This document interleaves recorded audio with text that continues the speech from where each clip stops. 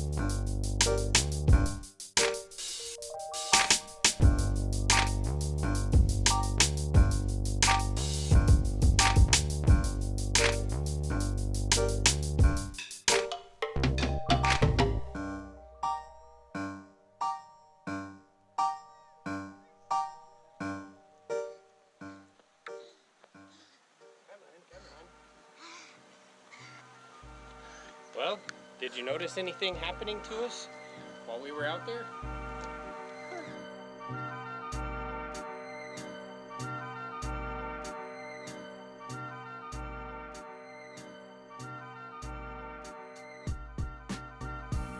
I'll tell you, as we started getting closer to those trees, they started to look bigger. And if you look, you'll see that there's some trees over here that look a lot bigger than the ones that are way over there by the horizon line. Look at that cool thing that the sky is doing right now. All those beams of light shining down from the sun. How pretty.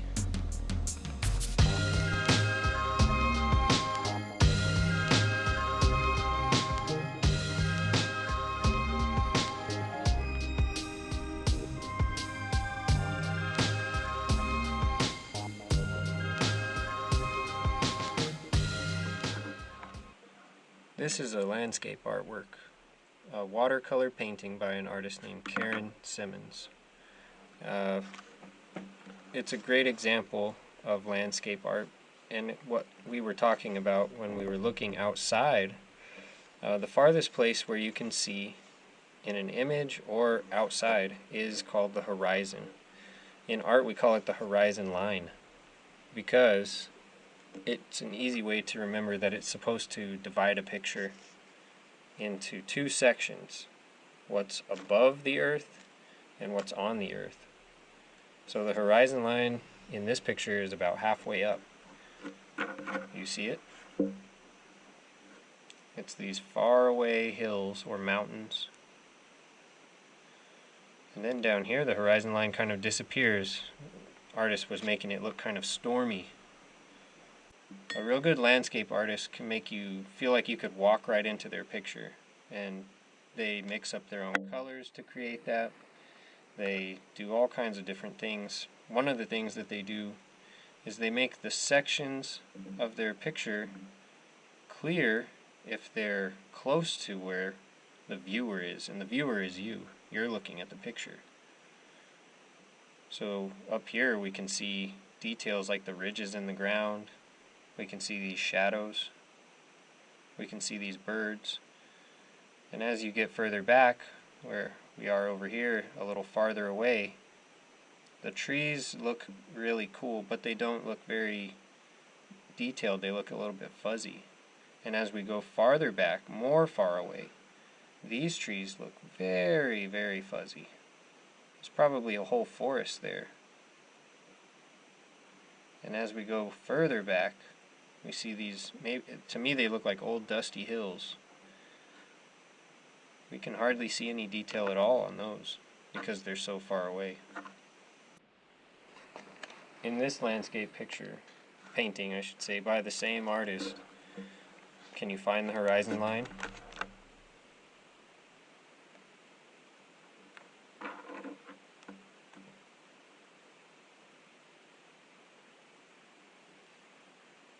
If you were thinking that it's up here, then you are correct.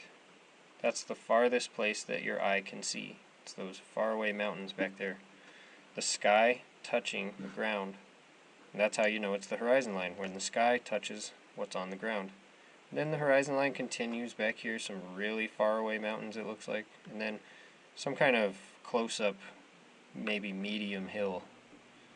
And then we've got the water here. We call that the middle ground. We've got the background, the horizon line, the middle ground, and then up here in the front where we see all the details, we can see individual flowers, blades of grass, rocks, even the texture of this up-close rock, which is the closest thing in the picture. So this would be called the foreground. So then let's say it again, we got the background, the horizon line, where the sky touches the ground, and then we've got the middle ground, things that are kind of close but kind of far, and then we have the foreground, which is where the closest things are.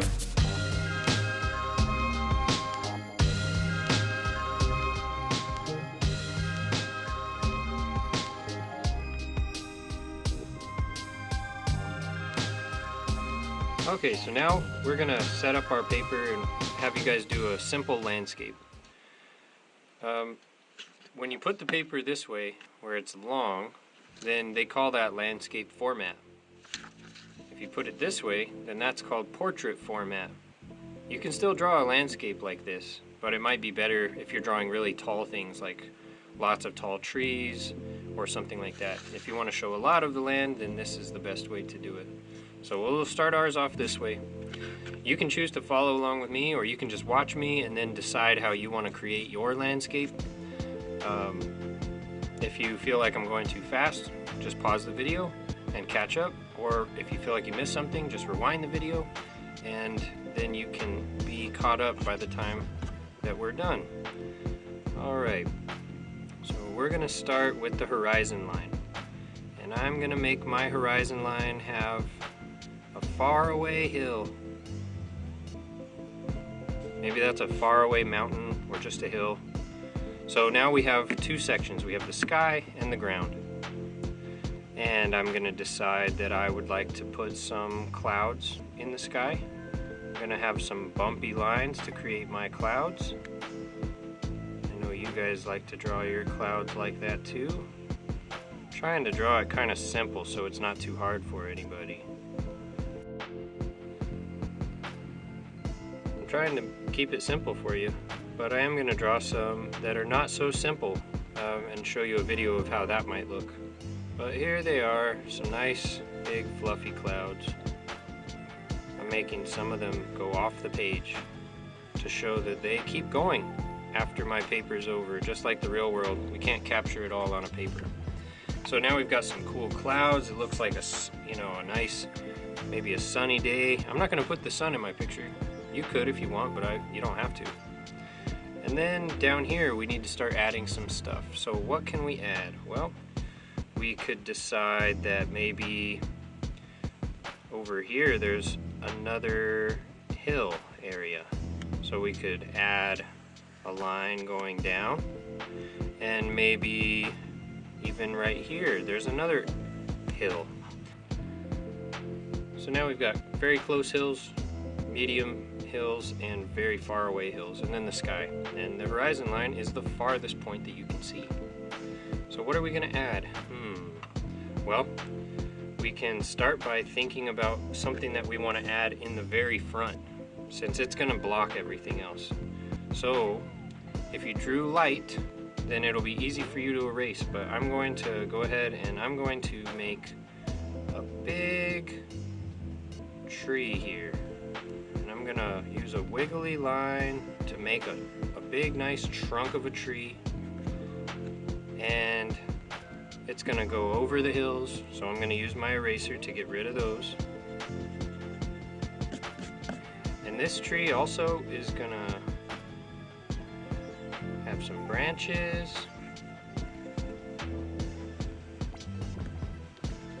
And it's going to have a bunch of leaves. So I might end up erasing some of my clouds too, because I want to show my cool leaves. So some of these shapes that I'm going to draw for the leaves actually probably look kind of like clouds. I'm going to have some big circles maybe. We're going to erase the clouds out of there. So we don't want to see them, they're behind the tree.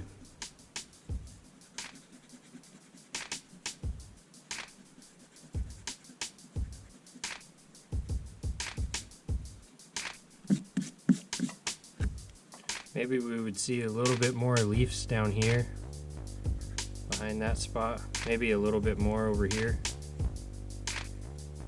Here we go. I like how that tree looks, I guess. It looks okay. The more interesting way that you shape the leaves, the more realistically your tree will look. Like if I put some notches in it like that, that looks a little better to me. Okay, we don't want to get too complicated. Let's bring that over here. Maybe a little bit more of a leaf bush right here. So now we've got a nice full tree right there in the middle of our page. You might want yours over to the side, or maybe you just want to make it smaller. So to show distance, well, sure, we can put some bushes though up here too. Why not? Little bush shapes.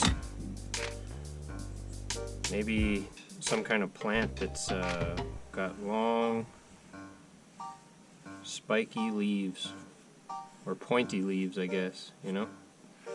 A lot of flowers that grow out of the middle might have leaves like that. So maybe you want to draw some small, plants that are up front with some cool flowers coming out, maybe. What kind of flower am I gonna draw? Well, let's just go for one with some pointy petals here.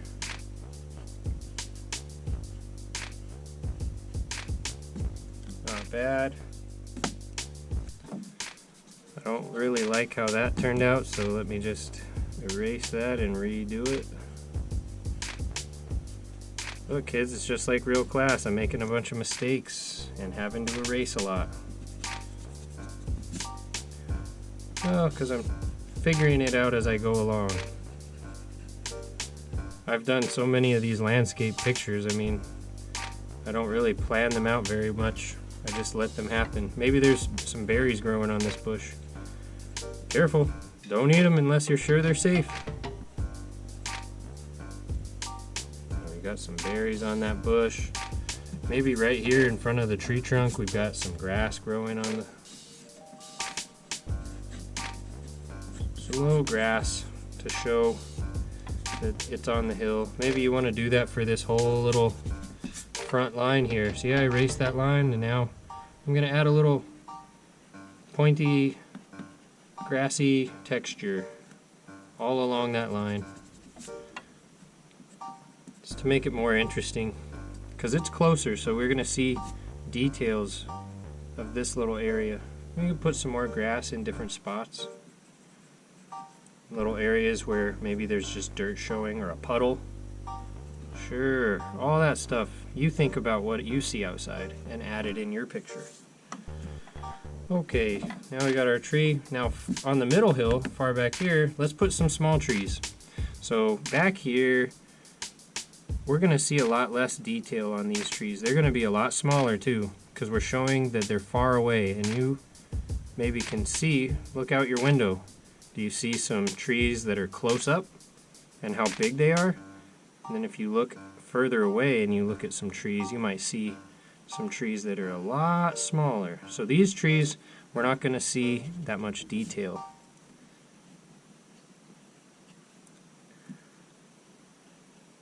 We're going to see some leaves, but we're not going to see as much detail as we saw in the tree that we drew. Oh, that doesn't make any sense. That tree is behind this tree, so this tree has to have its leaves in front. So these are some trees that are far away. Alright, maybe we have even another one that's even smaller, way back here. I'm a little tree too. Don't forget me, guys. Alright, buddy, we won't forget you. Oh, forgot I was going to color this, so I'm not going to color that in just yet.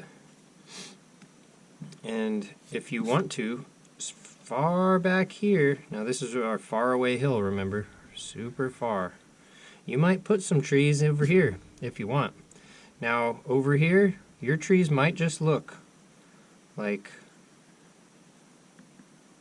little cloudy areas. And we might color all those areas green, or the color of the leaves like that you want. Maybe it's the fall in your picture, so you're going to have different colored leaves. But this whole area here is going to be trees. Now I might draw some trunks of some trees, you know, coming down. I think I might be getting a little too complicated for this picture. Let's just erase that part. We can think about that a different day. We don't need to get too complicated right now. Let's just leave what we've got. So we've got some trees that are here in the middle. Maybe one more back here. It's a different kind of tree, a taller, more skinnier looking one. He's far away. And then way back here, we won't really add any details back here. We're just going to let that piece be one color. We'll probably make it green. And we can just imagine that it's covered in trees and different grasses and stuff. So there we go.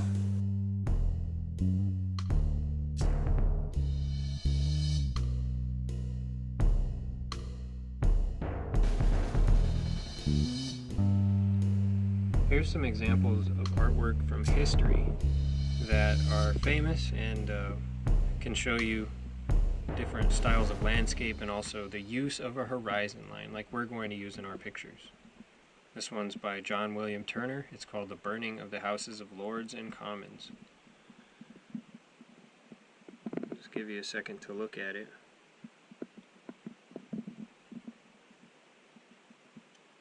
Why is that House of Lords and Commons on fire? Well, that story would be too long to tell in this video. Maybe something cool that you and your parents could research.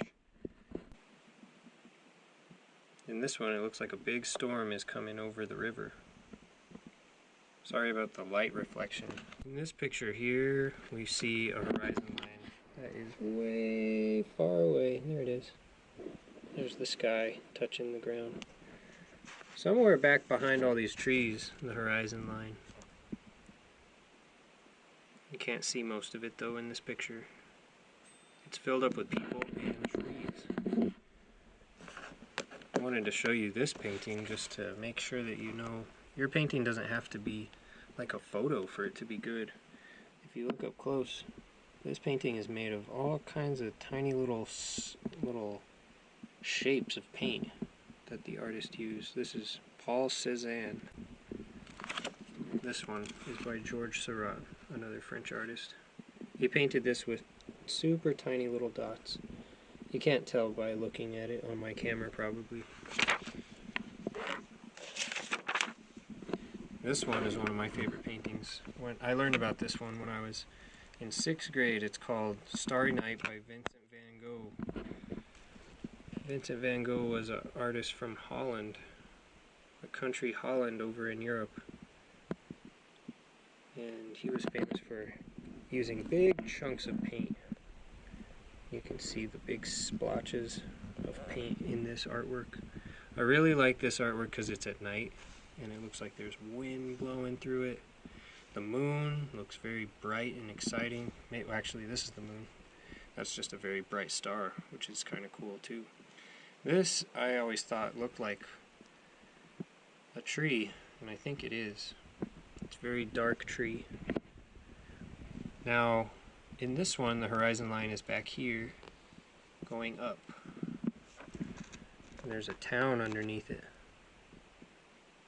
Little houses. Now this pokes above the horizon line, which makes it look super tall. And that is an effect I like to use in my art too. When you put things that go over the horizon line, it makes them look taller.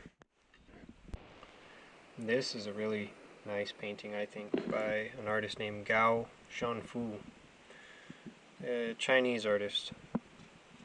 You can see that he wrote some Chinese script up here.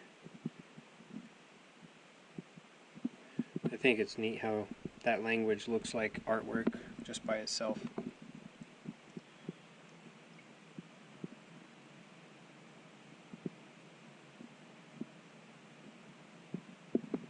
I just wanted to let you look at it for a minute quietly.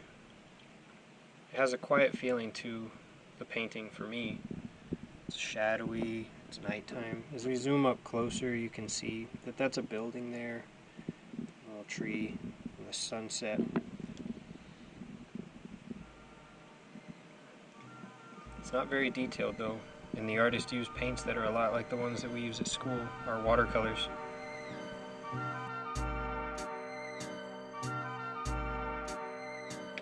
So, welcome back. Now we're looking at our art that we are going to draw, our landscape drawings or paintings or collages. You might decide to do it a different way than I did. So this was an example that might be close to something that a second grader might draw, lots of details, a few different plants, a few trees, and our background. And then this one is closer to maybe what I would like to see from first graders. Something that's close up like this big tree, something in the middle ground, another tree, and a faraway tree. Nothing too crazy, but I know some of you first graders can add a lot of detail in your artwork, and I know some of my second graders might like to keep it a little more simple. So do it how you want. I'm going to color them now, and let's see how they turn out. Well, let's have a look at how these turned out. First, we'll look at the first grade example. In this one, I used some Sharpie to outline the different shapes so that they would really pop out and be easy to see. Some of you first graders have already done that before, so you might try that out. I used crayon so that I could make it so that I'm going to use the same materials as you. If you guys want to use markers, if you have chalk, if you have paint, if you have pastels, if you're making a collage with colored paper or magazine clippings, I just can't wait to see how these turn out. Alright, there's that one. Okay, here's the other one. This is the one that I did with more of a second grade example in mind. Anyway, I used a lot of different colors. I used crayons again on this one, just normal Crayola crayons. If you can see up close, I mixed a lot of the colors, and that's what gives it that fancier look. Remember to fill up your space, however you decide to do your landscape. And last, I wanted to show you one of my landscape paintings. This one's kind of like that painting by Gao Zhanfu. You can see that there's some clouds. We got the sunset and some mountains. If you look close, you can see the texture of the mountains and the trees far, far away. I'll go ahead and show you now an example from a student. I can't say his name because we're on YouTube, but he did a great job on a landscape artwork that he did before I even assigned this project or thought of this activity. So anyway, I just think he did a great job, and if you know him, then give him a shout out on Class Dojo if you want. Remember to send me pictures on Class Dojo messages, and I will be happy to include them in the next art video if you send those to me. Alright artists, it's late at night. I'm still editing these videos, but I miss you, and I hope you're doing well, and I hope to see you soon. Bye-bye.